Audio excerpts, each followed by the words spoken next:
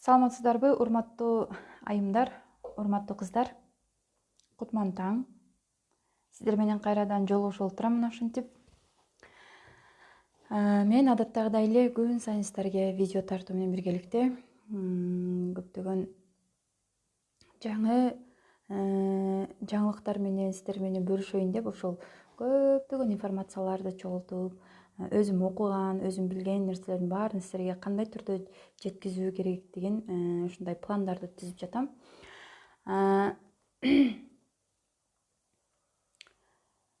Мен сиздерге бүгүн баягы эле ушул үй бүлөдөгү аял менен эркектин ортосундагы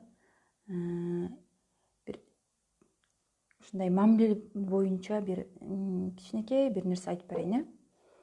Бул нерсени мен ошо китептен окуп, аябай пайдалуу экенин мен жазып алып, анан сиздерге тартуулап отурам. Аял үй бүлөдө өзүн аябай жаман сезгенде, аял өзүн үй бүлөдө ушундай керексиз сезип калганда, айтор аялга качан жаман болуп кетет, мындай өзүн жаман сезет, эркек качан өзүн жаман сезет. Ошол кезде аялга кандай мамиле кылуу керек, ошол кезде эркекке кандай мамиле кылуу керек. Мына ошол жөнүндө бир аз кичинекей нерсени айтып берейин сиздерге. Аял качан ачуулуу болуп, раздражительный болуп,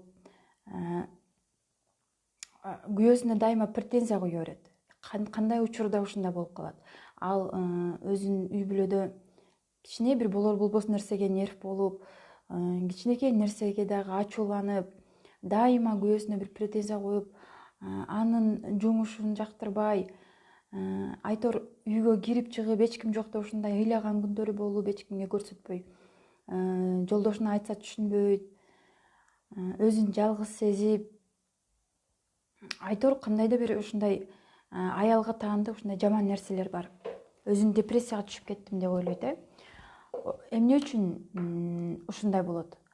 Аял өзүн бир ойлобой, дайыма ушул үй бүлөсүндөгү үй бүлө мүчөлөрүнө кам көрүп, эртели кеч ошолор менен дайыма алектенип калганда, өзүнө бир мындай аял катары өзүнө кичине болсо дагы кам көрө албай калганда, же болбосо мына күйөөсү бир жакшы сөз сүйлөп, көңүлүн көтөрбөй койгон кезде аялда мондай психологический эме башталат. Мындай суусап калат, же болбосо мындай ач калып калат да, ошол жакшы мамилеге ач калат, жакшы сөзгө ач калат. Мына ушундай ситуацияларда аялга кандай мамиле кылыш керек? Ал учурда бир гана жолдошунан жакшы бир аны аяп, аны туура түшүнүп, дайыма ага мындай поддержка бергенге даяр экенин айтып, айтор аны мактап, комплименттерди айтып, бир белек берип койсоңуз эле, ал аялдан өткөн бактылуу адам жок. Ага дагы бир энергия кирип, бир башкача үйдө бир мындай үйгө бир башкача атмосфера жаратып берет ошол аялчы. Жөн гана түшүнүп, эркелетип, сүйүп койсоңуз эле, ошол аял качан ушундай болгон кезде ушундай сигналдар келип баштайт, өзү эле ачуулуу болуп, ар бир адамдын сүйлөгөнү да жакпайт, балдарынын жүргөн турганы да жакпай, аларды урушуп, күйөөсү менен урушуп, ошол кезде жөн гана күйөөсү түшүнүп, бир четке алып чыгып, же бир үйгө алып келип, жакшы сөздөрдү айтып, сүйлөп, мен сага ишенем, мен сени жакшы көрөм, мага дайыма ишен, мен сага поддержка берем деп мындай чечилбей жүргөн проблемаларын чечкенге жардам берерин айтып, эркек дайыма жанында экенин эскертип койгон болсо, ал аялдын жашоосу ушундай гүлдөй болуп, өзгөчө бир башкача болуп калат да. Ал эми эркектерде кандай болот? Эркектер аялдардан айырмаланып, алар өздөрүнчө бир сүйлөбөй турган болуп калат. Эч бир ишти аткарбай турган болуп калат. Мындайча айтканда, мотивация жетпей калат, вдохновение жетпей калат. Аялынын уккусу да келбейт. Бир мындай сөз сүйлөбөй калат да, сүйлөшкүсү келбей калат. Жалгыз эле бир эмеде уктап жата берет, же болбосо кечке же монтип телефондон башын көтөрбөй жата берет экен да, өзү менен өзү болупчу. Ушунчалык ойлонуп, камалып, же болбосо үйгө келбей башка жактарда жүрүп калат экен, же болбосо ичип кетет экен. Бир нерсеге мындай өзүн алаксытайын дейт, ушундай башка нерселерге кирип кетет экен да. Эмне үчүн, кандай учурда ушундай болот? Аялынан бир жакшы сөз укпаганда, үйдө өзүн ашыкча сезип калганда, мындай бир жумуш кылганда аялы аны мындай баалап, мактап, ушундай бир барктабай калганда эркекте мындай вдохновение жок болот экен. Мен ким үчүн кылып атам бул нерселерди, кимге кереги эле менин кылганым деп ушундай жалкоо кечке диванда жата бере турган ушундай эркекке айланып калат экен. Же болбосо мына кечке аял менен ажылдашып эле уруша турган, ушундай алда нервный истощение деп коет, ошондойго айланып калат экен да. Ошол кезде эркекке дагы бир гана нерсе, ага дайыма монтип ушундай келип желкесине колуңузду коюп, могу жерге ийинине колуңузду коюп, акырын келип айтыңыз: мен сага ишенем, мен дайыма сенин жаныңда жүрөм. Бул проблемалардан да өтүп кетесиң деп. Же болбосо кандайдыр бир учурда ага мондай үйдүн жүктөрүн, тиричиликтин жүктөрүн жүктөбөй, убактынча болсо дагы жалгыз коюп коюш керек экен. Анткени ошол убакта өзүнүн ою менен, өзүнүн башында болуп аткан эмелер, проблемалар менен өзү алышып, чечишип, анан өзүнө келет экен кээ бир эркектер. Ошол учурда сөзсүз түрдө мынтип претензия айтып, жаман айтып, сен өзгөрүп кеттиң, сен мынтип кеттиң, тигинтип кеттиң деген сөздөрдөн алыс болуп, болгону жанына келип эле эч кандай эркектен бир ийгиликти требует этпей, эч нерсени требует этпей эле сен кандай болгон учурда да бизге керексиң, биздин балдарыбызга керексиң, сен башкачасың, сен өзгөчөсүң деп ушундай бир сөздү айтып, аял аны мындай: мен сенин артыңда дайыма туруп берем деп ушундай сөздөрдү айтыш керек экен да. Анткени эркекке тынбай айтып турса, ошол нерсе аялынын сөзү үчүн эркекке мындай чоң вдохновение болот экен.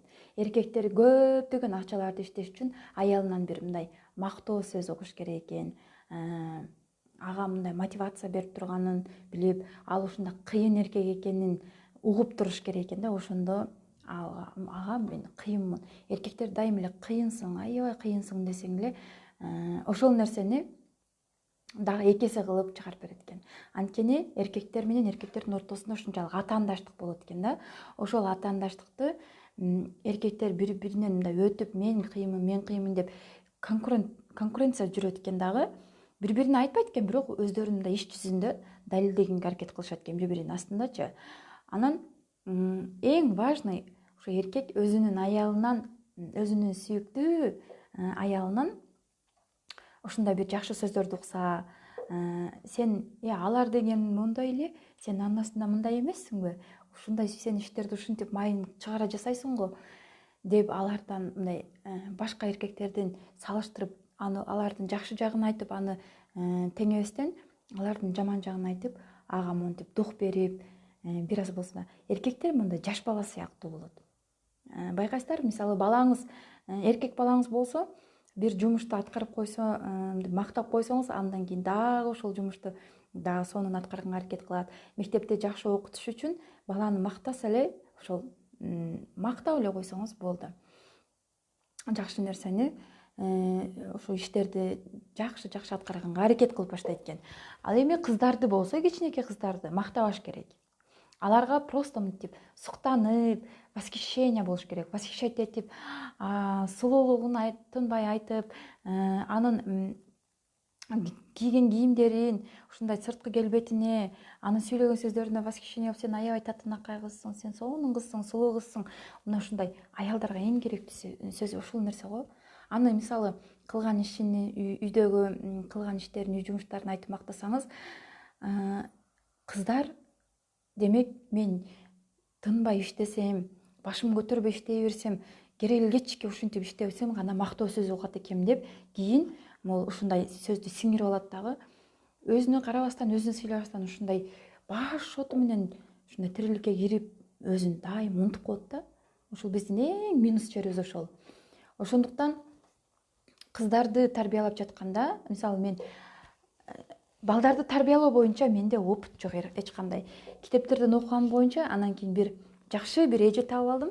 Дайыма мага ушундай пайдалуу кеңештери менен, өзүнүн тажрыйбасы менен дайыма бөлүшүп келет.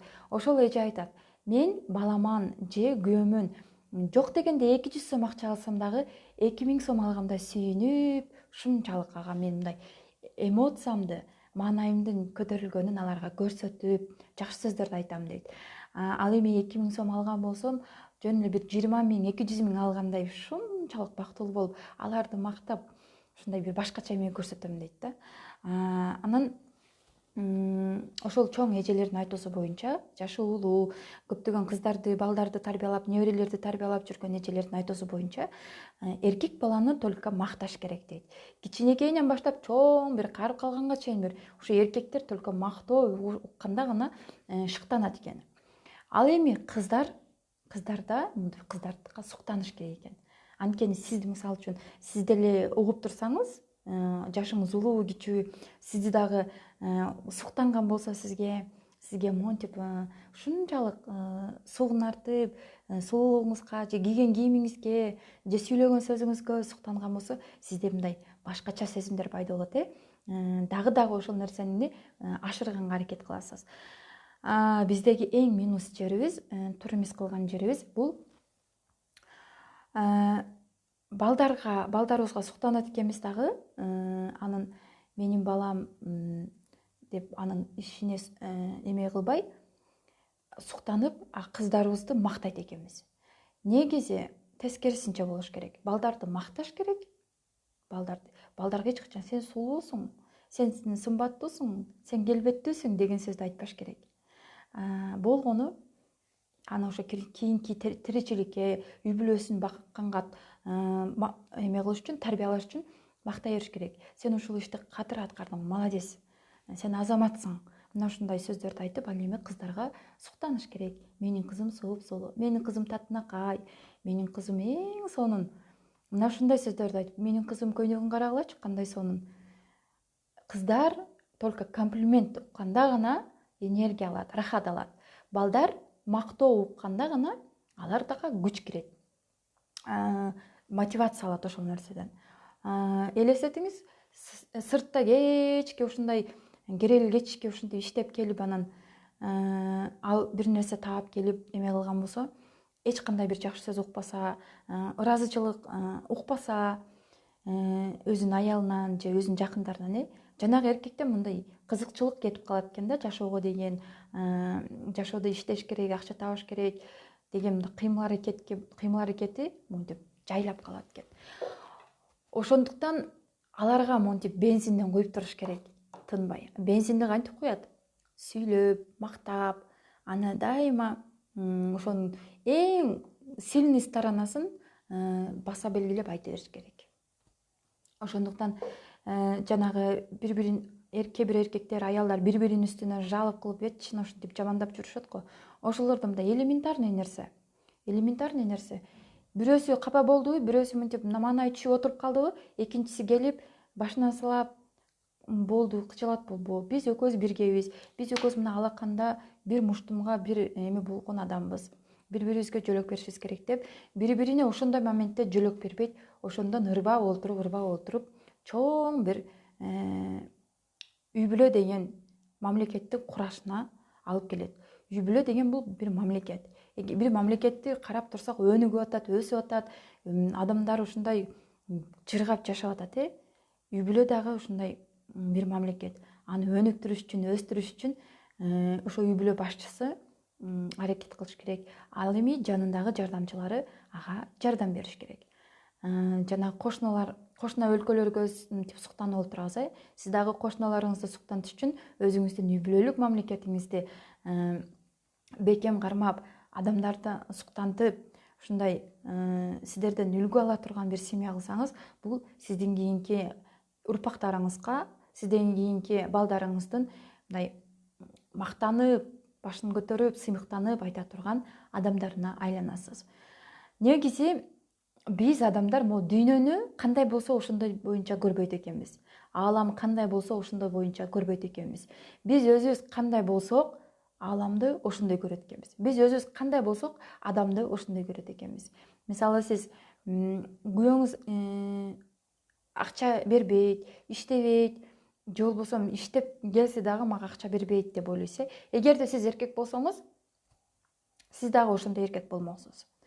Мисалы эркектер аялынын үстүнөн дайыма жалык кылып эле өзүнө карабайт, өзүнө кам көрбөйт, үйдө ушундай иштерди аткарбайт, мен келсем ушинтип олтурат, кечке мынтип жүдөп олтурат деп айткан болсоңуз, эгерде сиз аял болуп жаралып калганыңызда, сиз дагы ошо аялыңыздай ошондой касиетке ээ болмоксуз. Ошондуктан кимдир бирөөгө мындай күнөө коердо, кимдир бирөөгө ответственность, жоопкерчиликти ошол адамдын мойнуна жүктөөрдөн астын, ошол адамды айыптагандан астын сиз өзүңүздү ошол адамдын ордуна коюп көрүңүз. Мен ошонун ордуна болгондо, мен эркек болгондо кандай болот эле? Мен ушунун ордуна болгондо кандай болот эле? Мен аялымдын ордуна болгондо кандай болот эле деген ушундай суроону коюп, балким ушул эмне үчүн кыйналып жатат деген суроону берип, ошол жообун таппасаңыз, анан кийин сүйлөшүңүз сөзсүз түрдө. Анткени адам менен адамдын ортосунда мындай таарынычтар болуп калганда, ичинде таарынычтар ичинде жута берет. Ошол кезде эркектер, аял менен эркек олтуруп алып ачык сүйлөшпөсө, эмнеге сен наразысың, мага айт, мен сага наразымын деп ал айтсын, ушинтип айтып олтуруп эме кылганда, жанагы аял менен эркектин ортосунда кайрадан сүйүү пайда болот экен. Демек, менде күнөө кеткен турбай, демек бул нерсени чечебиз, кел сүйлөшөлү, келишип алалы деп ачыгын монтип сүйлөшкөн болсо, ал экөөнүн ортосунда кайрадан жылуу мамилелер пайда болот. Бир урушканга бир себеп жок болот да. Кийинкиде мынтип айтышса дагы ачык чечишип алат, болду. Эгерде айтпай эле адам ичинен мынтип сактап калып, эч кандай бир эме айтпай эле, ачыгын айтып сүйлөшпөй эле ичине сактай берген болсо, эркектердин башы оорукчан болуп, анан жүрөк оорусуна чалдыгат. Анткени эркектер ар кандай ситуацияны, ар кандай мындай болезненный окуялардын баарын башына, анан жүрөгүнө сактап коет экен. Ал эми аялдар бүт таарынычын, бирөөгө болгон капачылыгын, бирөөгө болгон бир туура эмес эмелерин баарын мына ошо аял өзүнүн жадынына сактап калат экен. Ошондуктан аялдарда женский болезнь дегендер ошондон пайда болот экен. Андан сырткары аялдарда женский болезнь эмнеден пайда болот? Эркектердин жумушун өз мойнуна алганда, өзүнүн аялдык ордун жоготуп салганда, эркектердин местосын талашып, сен мисалы анын кылган ишин жактырбай, мен сага караганда жакшы иш кылам, сага караганда бул ишти мен кыйын кылам деп ал менен эрегишип, атаандашып, мойнуна конкуренция болгондо, конкурент болуп алсаңыз күйөөңүзгө, демек сизде акырындан олтуруп женский болезньдер пайда болот экен. Анткени женский жагыңыз сиздин мындай гүлдөп өсүшүңүздү, рахаттанышыңызды, чыныгы аял экениңизди каалайт экен.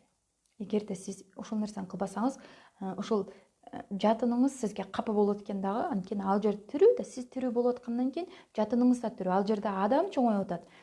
Кадимкидей сизге капа болот экен дагы, капа болуп отуруп ошол түрдүү ооруларды пайда кылат экен.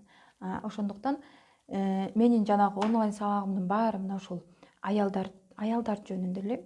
Аялдарга эң сонун жанагы кичинекейинен баштап бүт бардык нерселерди тактап алып келип, мына азыркы убакытка чейин чечип, эгерде финансы жактан, эгерде бир өз ара мамилелерди чечише албай жүргөн болсо, кандайдыр бир үй бүлөлүк чыр чатактарга кагылган болсо, мына ушул сабагымдан кийин өз ара үй бүлөсүн дагы бир жөнгө салып алат, финансы проблемаларын чечип алат, жана дагы ошол сабактан чындап 100% толугу менен пайдалуу нерсени өзүнө туура түшүнүп кабыл алган болсо, күйөөсүн керек болсо мындай жогорку кызматка көтөргөнгө жанагы аял энергия алат ошол сабактан, дарымети жетет. Мен ошол нерселерди ар бир кадам менен тактап 7 күн бою сиздерге айтып берген болом. Ал эми сиздер менен бүгүн коштошом.